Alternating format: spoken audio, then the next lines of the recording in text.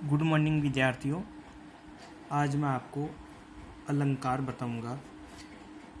सबसे पहले हम अलंकार समझने से पहले अलंकार जो शब्द है उस शब्द के बारे में थोड़ा सा मैं आपको समझा देता हूँ कि जो अलंकार है, इस अलंकार की शाब्दिक जो व्युत्पत्ति हुई है उसमें अलम धन कार से हुई है। अलम कार, अलम में ये जो म है, ये म व्यंजन के परे रहते म का ऊपर अनुस्वार हो जाता है। तो कई बार हम जब अलंकार लिखते हैं तब ऐसे भी लिखते हैं, अलंकार,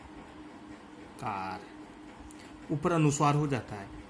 जब ये ऐसा लिखा हुआ आता है अलंकार ऊपर अनुस्वार की स्थिति में होता है, तो ऐसे शब्द में अनुस्वार संधि होती है। और जब ये अनुस्वार हो जाता है तब एक संधि और होती है, परसवर्ण संधि, जहाँ पर यह अनुस्वार जो है नीचे आ जाता है और नीचे किस व्यंजन वर्ण के रूप में आता है, बाद वाला जो वर्ण है उसके समान हो जाए। परसवर्ण, परसवर्ण का मतलब बाद वाले वर्ण के समान हो जाए। तो मतलब क्या हुआ, इस कै के वर्ण के समान हो जाना चाहिए। तो मतलब कई हो जाना चाहिए, लेकिन यहाँ पर कै नहीं हुआ। कारण क्या है, क्योंकि जो अनुस्वार है उसका उच्चारण स्थान होता है नासिका, और नासिका वाले वर्ण जो है वो नीचे की ओर जब आते हैं तो पर वाले वर्ण में अनुनासिक वाले वर्ण का ही रूप होता है। जैसे कह जो है कह वर्ग में आता है और कह वर्ग का जो अंतिम वर्ण होता है वो होता है ng। इसलिए यहाँ जब भी ये अनुस्वार नीचे की ओर आएगा तो ये कह वर्ग के अंतिम वर्ण ngकार के रूप में आएगा। इसलिए ये मैं क्या होता है, मैं नीचे कै वर्ग के अंतिम वर्ण के रूप में नीचे आ जाता है, इसलिए ng लिखा जाता है। तो अलंकार, ऐसी इस शब्द की उत्पत्ति होती है। यहाँ पर क्या होता है, जैसे एक अलंकार मैंने ऐसे लिखा, एक अलंकार ऐसे लिखा।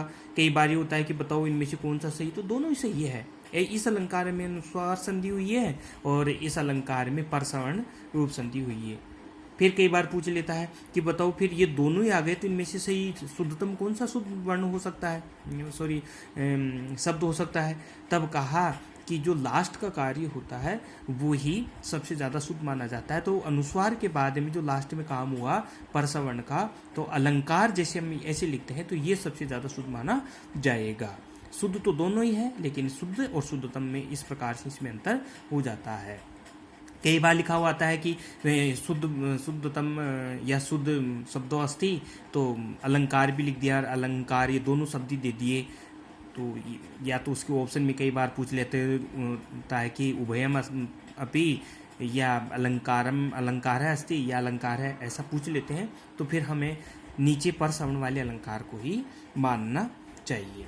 अब मैं बताता हूँ कि जो अलंकार है, अलंक्रियते अनेन इति अलंकार है। अलंक्रियते, अलंक्रियते मतलब जो साज सज्जा का इत्यादि का कार्य अपन करते हैं उसको अलंकार के नाम से जानते हैं। हम अलंकार को एक आभूषण की स्थिति में भी समझते हैं कि जिस प्रकार आभूषण को पहनने से हम सौंदर्यता का भाव या सौंदर्य में वृद्धि हो जाती है, उसी को हम अलंकार का रूप कहते हैं। देखो इसमें बताया गया है कि इस व्युत्पत्ति से ये स्पष्ट है कि अलंकार काव्य की शोभा को बढ़ाने के माध्यम है। आचार्य दंडी ने कहा भी है, क्या कहा है, काव्य शोभाकारान धर्मालंकारान प्रचक्षते। काव्य की शोभा को बढ़ाने वाले, धर्म की शोभा को बढ़ाने वाले अलंकार को अलंकार कहते हैं।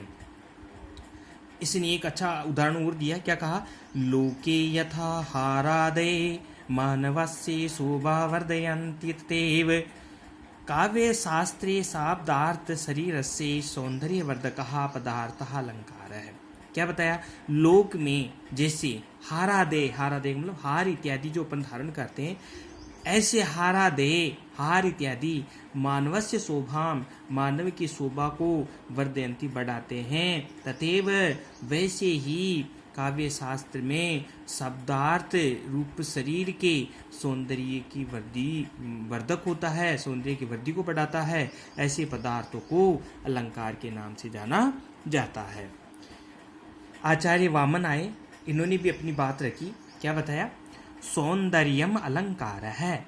सौंदर्यम अलंकार है मतलब सौंदर्य ही अलंकार है। जिसको धारण करने से हमारी सुंदरता बढ़ जाती है, उसको किस नाम से जाना जाता है? अलंकार के नाम से जाना जाता है। आचार्य मम्मटी ने क्या कहा? अलंकृति ही पुनः क्वापि, अलंकृति ही पुनः क्वापि, क्या कहा? बिना अलंकार से भी काव्य की शोभा होती है, बिना अलंकार से भी काव्य की शोभा होती है। फिर क्या कहा? अग्नि पुराण के अनुसार क्या कहा? अलंकार रहिता विद्वावेव सरस्वती, अलंकार रहिता विद्वेव सरस्वती। कहते हैं कि जो अलंकार से रहित होता है, जो अलंकार से रहित होता है, यहाँ पर विद्वेव विधवा है, विधवा विद्वेव बनता है तो विधवा शब्द बनता है। इसमें कहा गया है कि अलंकार से रहित सरस्वती भी विधवा की तरह होती है। कहा अलंकार से रहित सरस्वती विधवा की तरह होती है, मतलब अलंकारों से रहित जो काव्य होता है वो विधवा की तरह होता है, कभी सौंदर्य को प्रदर्शित नहीं कर सकता है। फिर कहा आचार्य बामह के अनुसार, आचार्य बामह ने क्या कहा? न कांतामपि निर्भूषम विभाति वांता मुखम वनिता मुखम, न कांतामपि निर्भूषम विभाति वनिता मुखम। बहुत अच्छी बात बताई। क्या बात बताई? कि कोई एक नायिका होती है और वो नायिका जो कामिनी होती है, नायिका का सुंदर मुख भी अलंकारों के बिना शोभा नहीं पाता है, वो चाहे कितनी सुंदर क्यों नहीं हो, लेकिन जब तक वो अलंकारों को धारण नहीं करती है, आभूषणों को नहीं धारण करती है, तब तक उसकी मुख की सुंदरता नहीं बढ़ पाती है।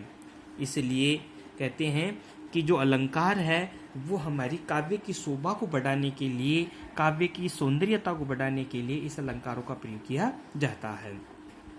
अलंकार 3 प्रकार के होते हैं। पहला शब्दालंकार, अर्थालंकार और उभयालंकार। कई बार प्रश्न पूछता है अलंकार कितने प्रकार के? तो 3 प्रकार के, शब्दालंकार, अर्थालंकार और उभयालंकार। अब मैं आपको ये बताऊंगा कि जो शब्दालंकार होता है वो कैसे होता है। देखो, शब्दालंकार का बाह्य रूप होता है जिसको हम देख सकते हैं, बाह्य रूप में प्रदर्शित होता है। देखो कैसे?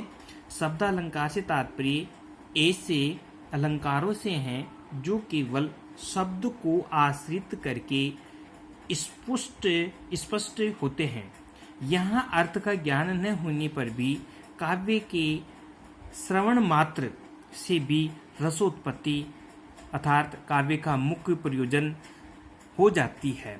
अतः केवल शब्द भी काव्य की शोभा को बढ़ा सकते हैं। शब्द का परिवर्तन होने पर ही अलंकार का नाश हो जाता है। जैसे अनुप्रास अलंकार है, यह वर्णों की आवर्ती के बाद से काव्य की शोभा की सुंदरता हो जाती है।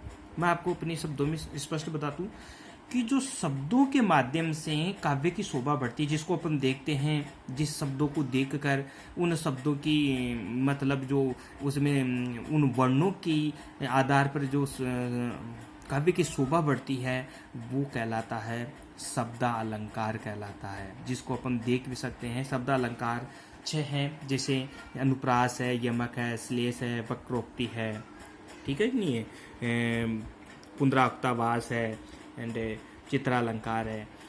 मैं आपको जैसे अभी अनुप्रास, यमक इत्यादि श्लेष बताऊंगा, तब शब्दालंकार की मैं बता दूंगा देखो इसमें शब्दों में किस प्रकार से इसको बताया गया है। उसके बाद में आता है अर्थालंकार। अर्थालंकार आंतरिक होता है, वो दिखता नहीं है, उसको अनुभव किया जाता है, अनुभूति मात्र से ही ज्ञान किया जाता है। जैसे कुछ स्थानों पर श्लोक के विशिष्ट अर्थ के ज्ञान के बिना काव्य में चमत्कार की उत्पत्ति नहीं हो पाती है। इन विशिष्ट अर्थों पर आश्रित अलंकार ही अर्थालंकार कहलाते हैं, जैसे अर्थांतरन्यास अलंकार बताया। उसके बाद में उभयालंकार होता है, जिसमें अर्थालंकार और शब्दालंकार दोनों ही हो, वो उभयालंकार के नाम से जाना जाता है। ऐसे अलंकार जो शब्दों और अर्थ दोनों पर आश्रित होते हैं उन्हें उभयालंकार कहा जाता है। जैसे श्लेष अलंकार है, संकर है, संसृष्टि है, इत्यादि अलंकारों के नाम से इसको जाना जाता है।